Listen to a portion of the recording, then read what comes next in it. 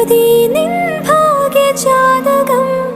ഒരു വാക്കിൻ പൂർണ്ണചന്ദ്രനെ കാണാൻ നിൻ കൺമറന്നുവോ? ഒരു തൂവൽ ചില്ല കൊണ്ടു ഞാൻ എഴുതി നിൻ ഭാഗ്യജാതകം. ഒരു വാക്കിൻ പൂർണ്ണചന്ദ്രനെ